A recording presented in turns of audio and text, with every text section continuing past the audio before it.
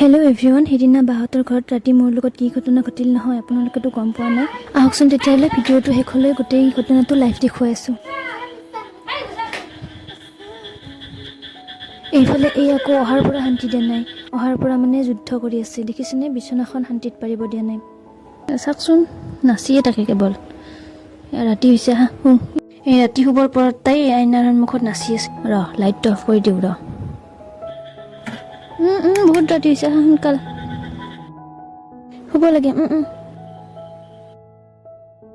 দিয়া, good night কোৱা সকলোকে। আৰু এইফালে বাঘ চাওকচোন, ৰাতি প্ৰায় 2টামান বাজিছে, ভাত নাখালে, এতিয়া ফ্ৰাইড ৰাইচ খাই আছে। অৱশেষত ডান্সিং গালে ভৰ টোপনিত। মাজ ৰাতি শুই থাকোঁতে খিৰিকীৰ ওচৰত এনেকুৱা এটা শব্দ ওলালে নহয়। এইপিনে চাই দেখিলোঁ বাহঁতে ভৰ টোপনি, অকল মানে মইহে শব্দ শুনিছোঁ। সময়টো চাই দেখিলোঁ 3:45। বহুত বেছি ভয় লাগিছিল। ভয়তে কানে মেলে কম্বলখন উৰি কিবা কৰি টোপনি আহিলোঁ। আৰু ৰাতিপুৱা 10:30 বজামানত ৰাতিৰ কথাটো মনত পৰি মোৰ বুকুখন শিয়ৰি খিৰিকীখন খুলি দেখিলোঁ বাহিৰে কিনকিনীয়া বৰষুণ। ৰাতিৰ সেই অন্ধকাৰৰ পৰা ৰাতিপুৱাৰে পোহৰ দেখি এতিয়াহে মনটো অকমান ভাল লাগিল। চুবুৰীয়া ঘৰৰ চোতালখন একেবাৰে পানীৰে উপচি পৰিছে। এয়া ৰাতিপুৱাৰ পৰা উৎপাতখন হ'ল আৰু আৰম্ভ। ভিডিঅ' কৰি এইফালে বায়ে ৰাতিপুৱাৰ কাম বন কৰি আজৰি হৈ ওলাই যাবলৈ সাজু হৈ আছে, আৰু ময়ো ওলাই দিলোঁ ঘৰলৈ যাবলৈ।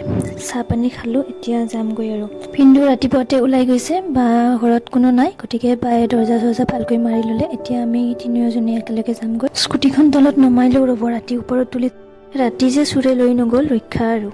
এতিয়া আমি যাওঁ, ঘৰত গৈ লগ পাই আছোঁ দেই, বাই বাই।